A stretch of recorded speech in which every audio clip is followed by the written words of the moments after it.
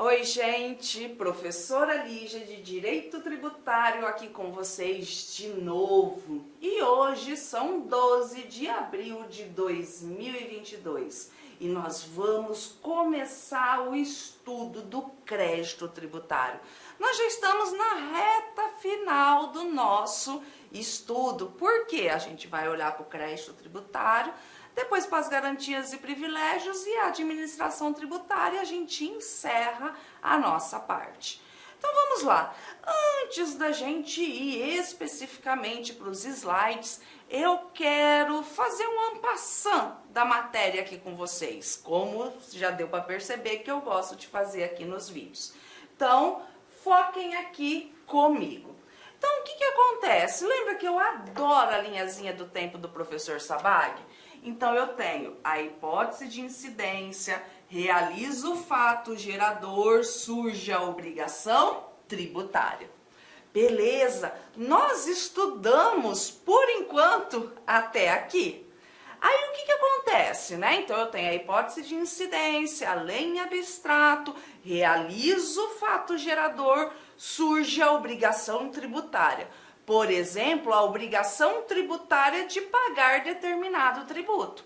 Ocorre que essa obrigação tributária, ela é ilíquida. Ela ainda não pode ser exigida. Por que ela não pode ser exigida ainda? Porque há necessidade de um procedimento administrativo chamado de lançamento.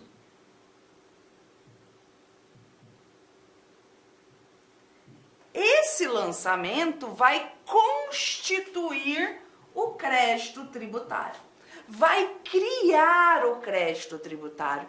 E o que é esse crédito tributário? Nada mais é do que agora, né, a obrigação tributária líquida, certa, exigível, tudo bem? O que acontece, gente? O que acontece?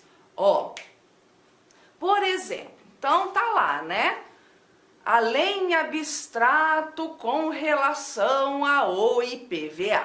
Então, se você for proprietário de um veículo automotor, você tem que pagar o IPVA.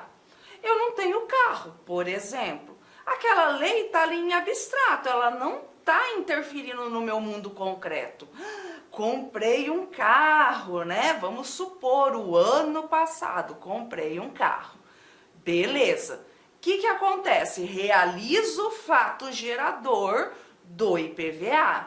Em 1º de janeiro, por exemplo, surge a obrigação tributária de pagar o IPVA. Mas e aí, gente? Eu quero pagar o IPVA logo já de cara, dia 1º de janeiro, dia 2 de janeiro. Eu consigo pagar esse IPVA? Eu consigo entrar no sistema, dependendo do estado, do Detran, da Cefaz, emitir a guia e pagar? Não, eu não consigo. Por quê? Porque a administração pública precisa ainda lançar essa obrigação tributária. Precisa fazer de uma forma bem simplória para vocês entenderem a matéria aqui, precisa fazer o boleto para pagamento, a guia de pagamento, tudo bem? Aonde lá vai estar falando o quê? Vai estar falando quem tem que pagar, por que tem que pagar, certo? E o quanto tem que pagar e onde tem que pagar. Para daí sim constituir o crédito tributário. Não paguei, então agora a administração pública pode me exigir esse pagamento, por exemplo, tá certo? Aí a gente tem a seguinte situação, ó. Então tá aqui, nós vamos começar o estudo justamente pelo lançamento. Aí o artigo 142, ele fala, então, que o lançamento constitui o crédito tributário. Natureza declaratória ou constitutiva? Natureza constitutiva. Tudo bem, gente? Por mais que declare a obrigação tributária, mas o lançamento, ele constitui o crédito.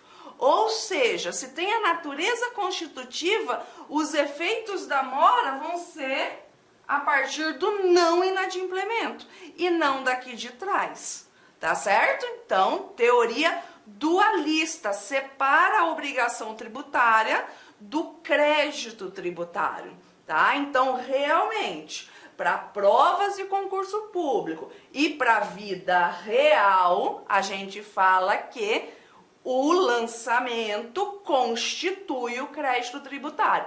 E como está falando aqui o artigo 142, né? Compete privativamente à autoridade constituir pelo lançamento. Assim entendido, o procedimento administrativo que vai fazer o quê?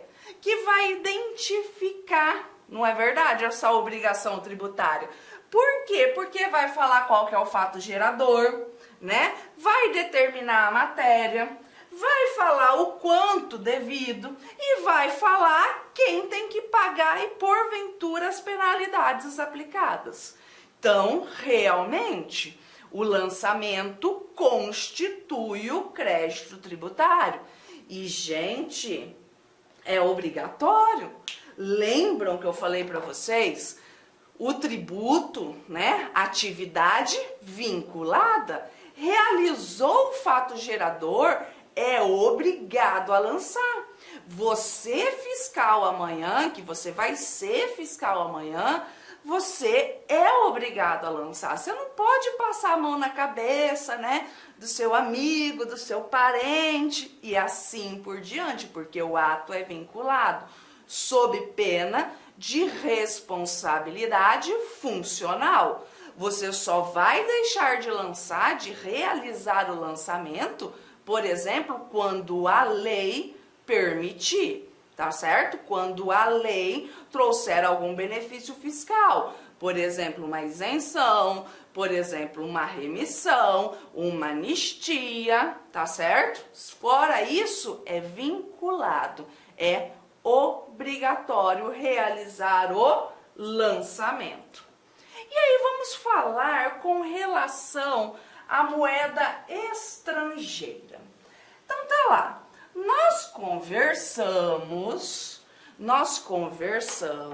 com relação ao princípio da irretroatividade. Não conversamos? Eu aplico a lei com eficácia no momento da ocorrência do fato gerador. Eu aplico o câmbio no momento da ocorrência do fato gerador, porque nós pagamos o nosso tributo em moeda corrente, artigo 3º do CTN, ou seja, em real. Então, o que acontece, gente? O que acontece? Eu preciso transformar a moeda estrangeira, por exemplo, à base de cálculo, eu preciso transformá-la em real, para daí, por exemplo, jogar a alíquota. E qual o câmbio que eu vou utilizar? O câmbio do momento da ocorrência do fato gerador. Olha aqui o 143. Salvo disposição em lei em contrária, quando o valor tributário estiver expresso em moeda estrangeira, no lançamento far-se-á sua conversão em moeda nacional do câmbio do dia da ocorrência do fato gerador. Então fica muito fácil de você gravar isso para a prova. Caso caia a literalidade aqui, qual a lei que eu aplico? Regra geral do momento do fato gerador. Qual o câmbio que eu aplico? Do momento do fato gerador. Então, por isso que identificar o momento da ocorrência do fato gerador é muito importante. Eu vou dar aqui um exemplo para vocês, tá? Captem aqui num exemplo de casinho, assim às vezes a prova pedir casinho. Então vamos lá, vou desenhar. Então, beleza. Lembrem-se que eu não sou muito boa em desenho, não é verdade? Vamos imaginar assim, eu quero trocar de carro, né? Eu estou cansado de andar com o meu carrinho básico, simples, que não tenho problema de assalto, nem nada disso. Qual carro que será que combina comigo? Tô pensando aqui, que carro que combina comigo? Por mais que eu esteja de rosa hoje, eu gosto mesmo é de vermelho, tá? Adoro a cor vermelha, meu guarda-roupa é cheio de roupa vermelha. Mas enfim, então combina comigo uma Ferrari. Não é verdade? Combina comigo uma Ferrari. Então vamos imaginar que eu queira comprar a minha Ferrari, tá certo? Vamos imaginar que eu queira comprar minha Ferrari. Eu entro em contato com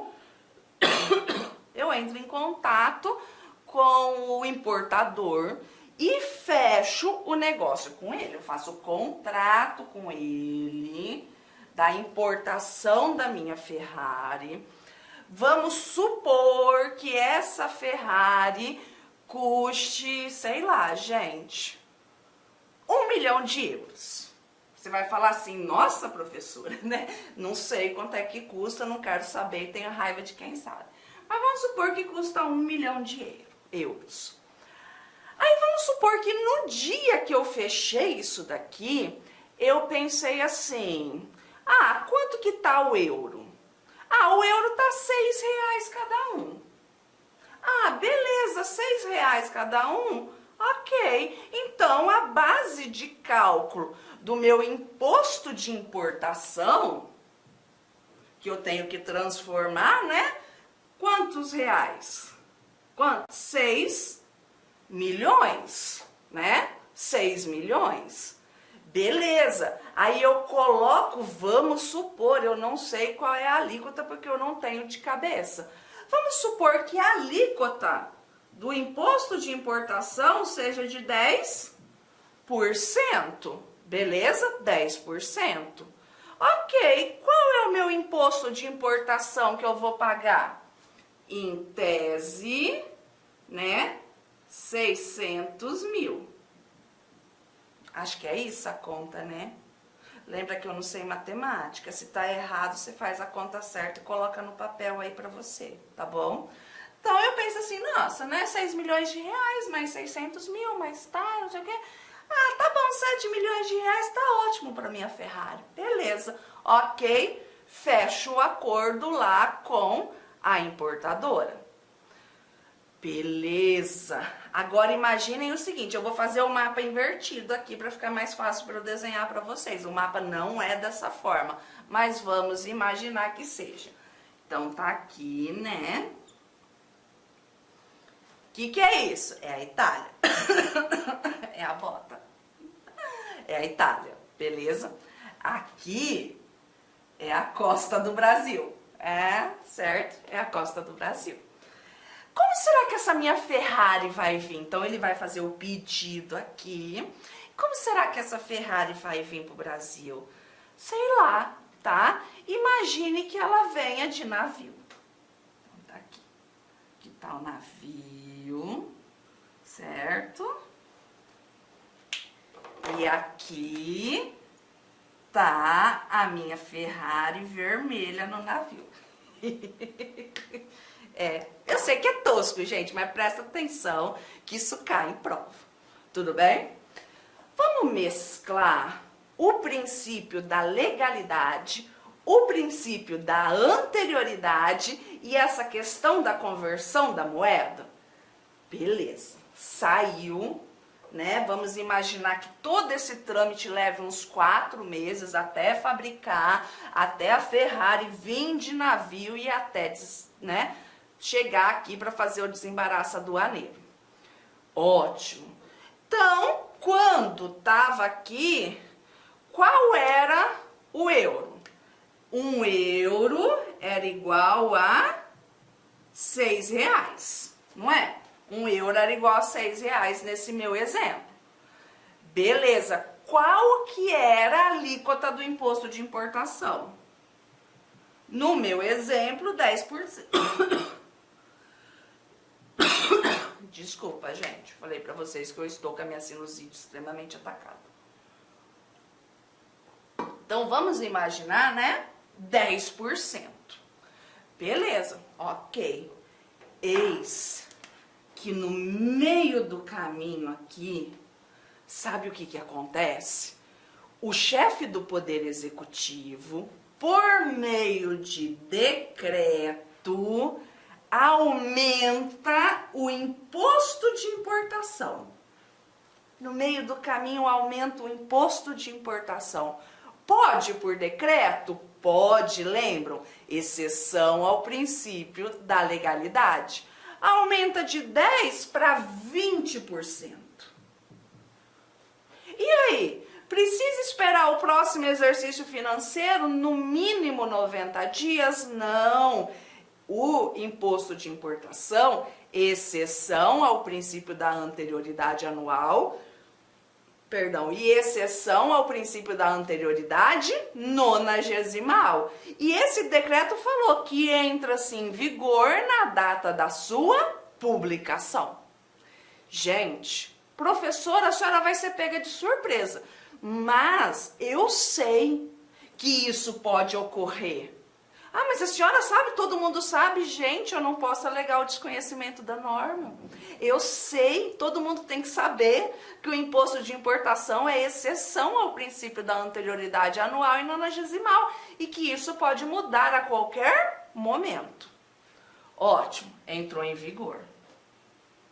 Chegou aqui a Ferrari para fazer o desembaraço aduaneiro. Tudo bem? Para fazer o desembaraço aduaneiro. Do imposto de importação, o desembaraço aduaneiro que é o fato gerador. Tá? Só que o euro aumentou. A gente não está em guerra lá no leste europeu, tá? Faz de conta que nós não estamos em guerra. Então, o euro aumentou. Hoje, por exemplo, 1 euro, no dia do fato gerador, hoje, R$7. Certo? A minha pergunta é: qual a cotação que será aplicada?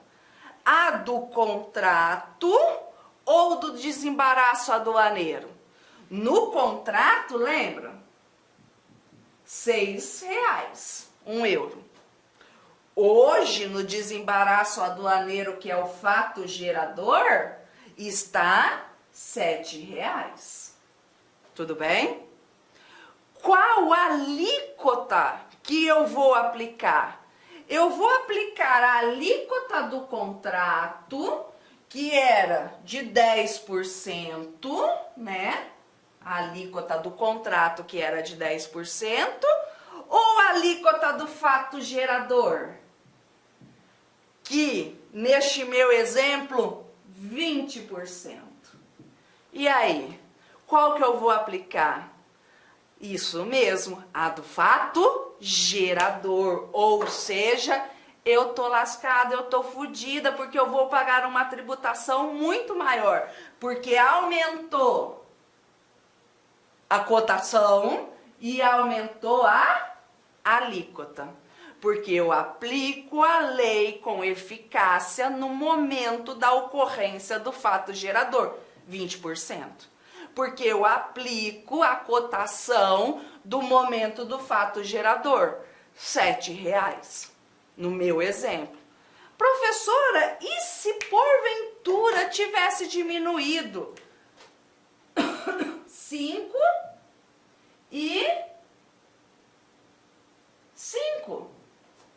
Não muda nada, gente. Vou continuar aplicando a do momento do fato gerador. Então, na sua prova, você precisa aferir o quê? Você precisa aferir o momento da ocorrência do fato gerador.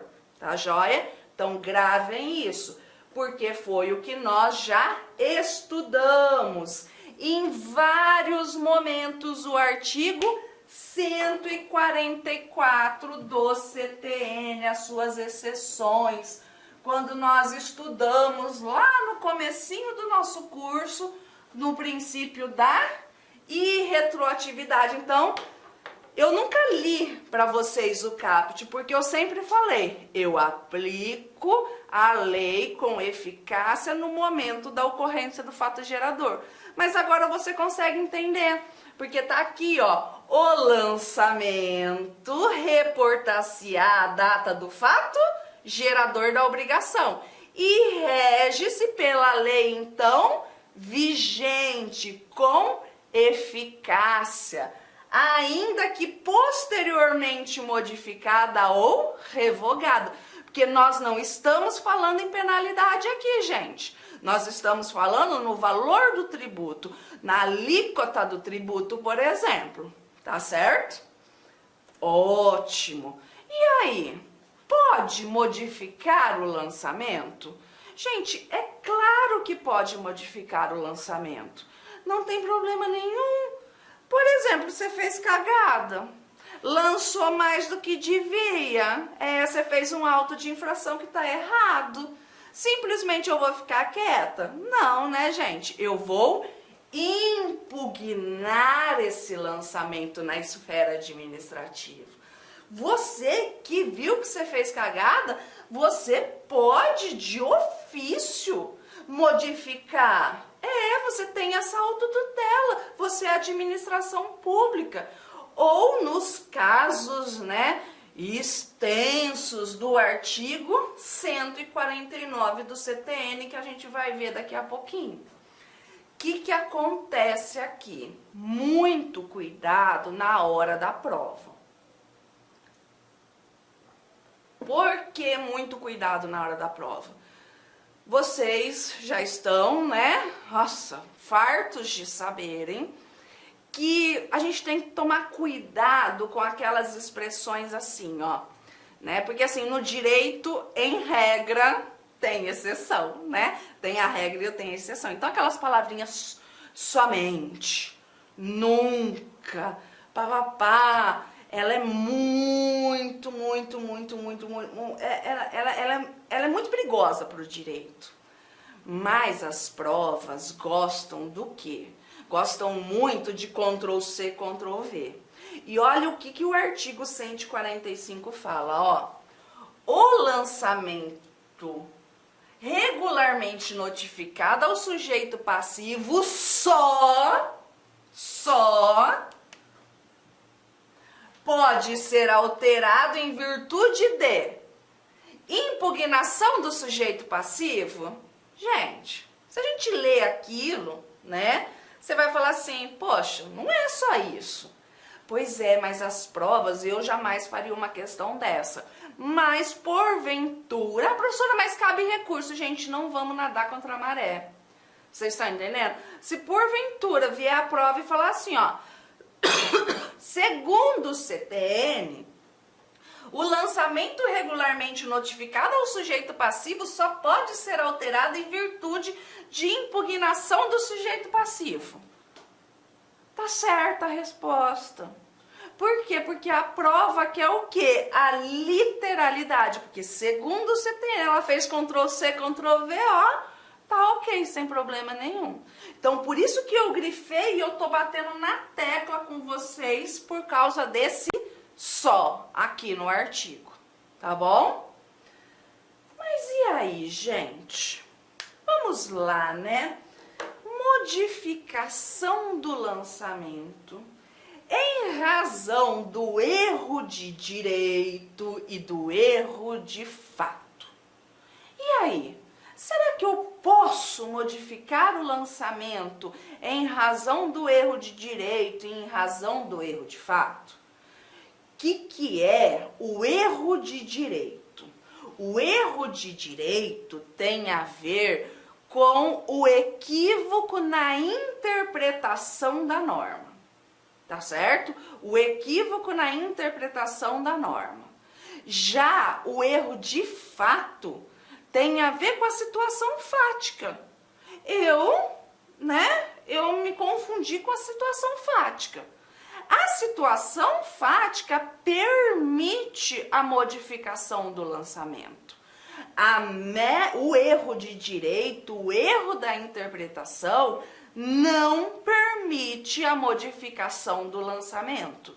salvo se ocorrer um lançamento depois, um lançamento novo, tá bom? Vamos olhar a súmula do extinto TFR, que é o atual STJ, que ainda está valendo, tá certo? O TFR hoje é o STJ. Veja o que ela fala. A mudança de critério jurídico adotado pelo fisco não autoriza a revisão do lançamento. Então tá lá, a mudança de critério jurídico adotado pelo fisco não autoriza a revisão do lançamento. Princípio da proteção à confiança, que está relacionado com a segurança jurídica. Então vamos supor que, vamos lá, vou dar um exemplo para ficar mais fácil de vocês entenderem com relação. A gente está falando de importação de carro, né? Então vamos lá, vamos pensar no seguinte. Então vamos pensar, a gente estava falando, então eu vou seguir esse mesmo exemplo. O que acontece? O STJ, ele tinha o seguinte entendimento que vigorou, salvo o melhor juízo, eu posso confundir um pouquinho as datas, mas é para vocês entenderem. De 2012 a 2016, o STJ tinha o seguinte entendimento, que se eu importasse um carro para uso próprio, não incidia o IPI. Beleza, não incidia o IPI. Em 2016, ele mudou este entendimento. A partir de 2016 até hoje, incide sim IPI na importação de carro para uso próprio, tá? Não vamos adentrar nesse mérito se ele tá certo ou se ele tá errado. Incide, certo? Incide. Ótimo. Vamos supor que eu entrei na esfera administrativa lá naquela época, certo? E aí eu consegui, porque eles seguiram o entendimento do STJ. Passei meu carro tranquilo, bonitinho, sem pagar o IPI. Mudou o posicionamento, mudou a interpretação da norma. Houve, entre aspas, um erro de direito. Pode o fisco falar, ops, erramos na interpretação, vou modificar o lançamento e agora você tem que me pagar? Não pode. Só para fatos posteriores. Veja o que está escrito aqui, ó. A modificação introduzida de ofício em consequência de decisão administrativa ou judicial nos critérios jurídicos adotados pela autoridade administrativa no exercício do lançamento somente pode ser efetivada em relação a um mesmo sujeito passivo quanto a fato gerador ocorrido posteriormente à sua introdução. Então eu importei um carro naquela época. O entendimento era que não incidia. Isso vai valer ad eterno para qualquer carro que eu importar? Não. Se eu for importar um carro agora que mudou o entendimento, é o entendimento de agora. Mas o que não pode é querer modificar o lançamento lá de trás porque mudou a interpretação. Porque em tese houve um erro de direito. Tá certo? Então, vamos para as modalidades de lançamento. Antes da gente entrar nos artigos especificamente, eu vou fazer desenho aqui para vocês. Vou fazer desenho. Então vamos lá. Adoro fazer desenho, né? Eu acho que é a forma mais fácil da gente entender, apesar dos meus desenhos serem horríveis. Minha filha Alice faz cada desenho lindo, tá certo que eu sou mãe, eu acho tudo lindo, mas eu fico bege de ver. De vez em quando eu posto os desenhos dela lá no meu Instagram. Então vamos lá, gente. Ó, seguinte. Prestem atenção. Nós só temos 3 modalidades de lançamento. Apenas 3 modalidades de lançamento, só 3 modalidades de lançamento. Só essas 3 que eu vou explicar aqui para vocês. Quer criar um lançamento novo? Ai, sim, eu quero criar um lançamento novo, igual o estado de Mato Grosso já fez, com o garantido, com estimativa, só que a gente não vai entrar nesse mérito também. Tá certo. Precisa do quê? De lei complementar.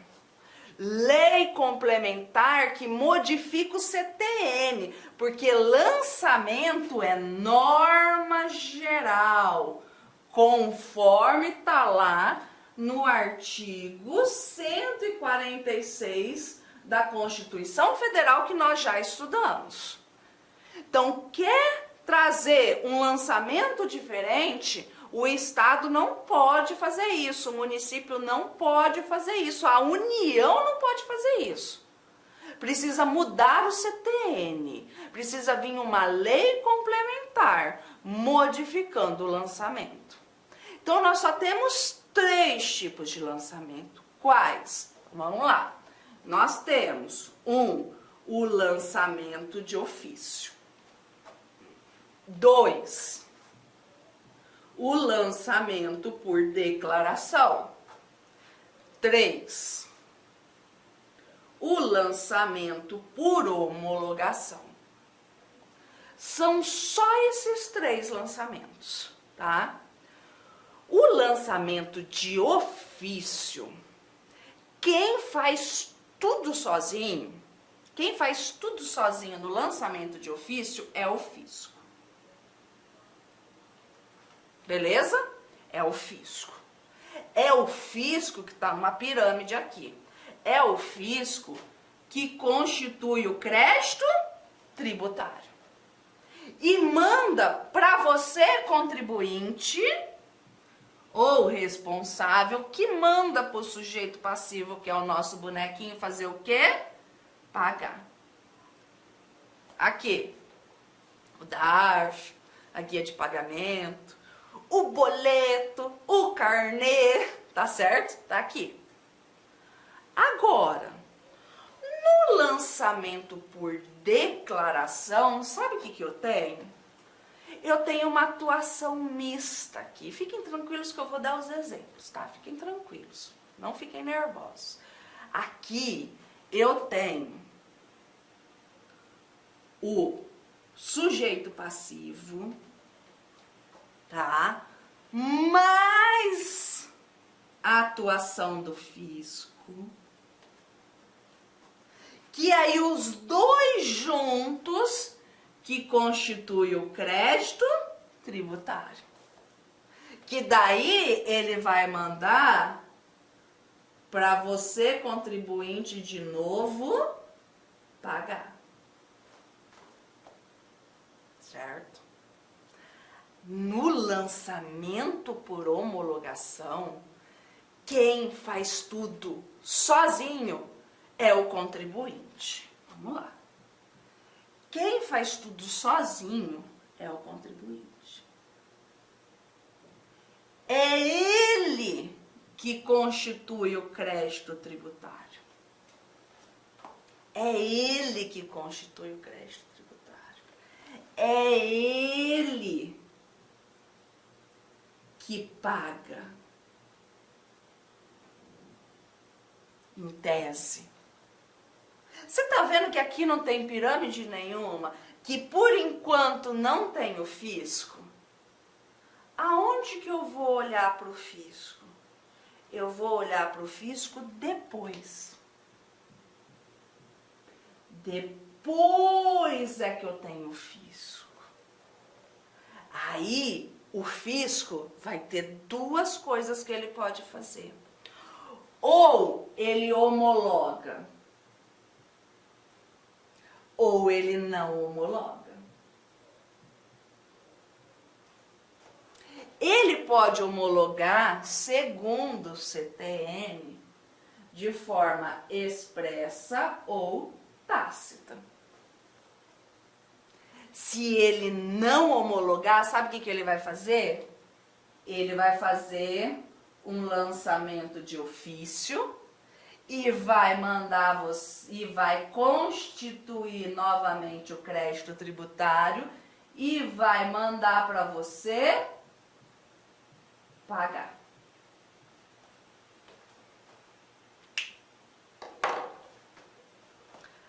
Professor, sua louca varrida, você fez um monte de bonequinho e pirâmide e eu não entendi porra nenhuma. Olá, meus amigos, minhas amigas, eu sou o professor Lac e inicialmente eu quero pedir licenças, pois interrompi os seus estudos. Mas essa videoaula é uma videoaula demonstrativa do nosso querido site Lac Concursos, para você conhecer a nossa metodologia, conhecer os nossos mestres, para você se inteirar mais sobre o nosso produto. Eu sou o professor Lac, especialista em concursos públicos, já fui aprovado apenas em 2022 em 9 concursos públicos e estou aqui para te ajudar. Inclusive, um desses concursos que eu fui aprovado foi exatamente esse concurso de fiscal de tributos do município de Poconé, que ocorreu, salvo engano, em maio de 2022. Eu fui aprovado em segundo lugar, não tomei posse, não preencheu quantidade de vagas, aí teve bastante inscrito no concurso e agora realizaram outro concurso. Mas galera, é o seguinte, você quer passar no concurso? Vai passar de verdade, sem auto-engano? Venha, faça o nosso curso, se matricule, cumpra as nossas orientações pedagógicas, que eu tenho certeza absoluta que você vai ser aprovado. Aliás, eu não posso falar isso, mas eu tenho certeza que você vai fazer uma excelente prova, vai ser um divisor de águas, tudo bem? Então vem comigo, vem estudar comigo, professor Lac. Forte abraço, fique com Deus. Tchau, tchau.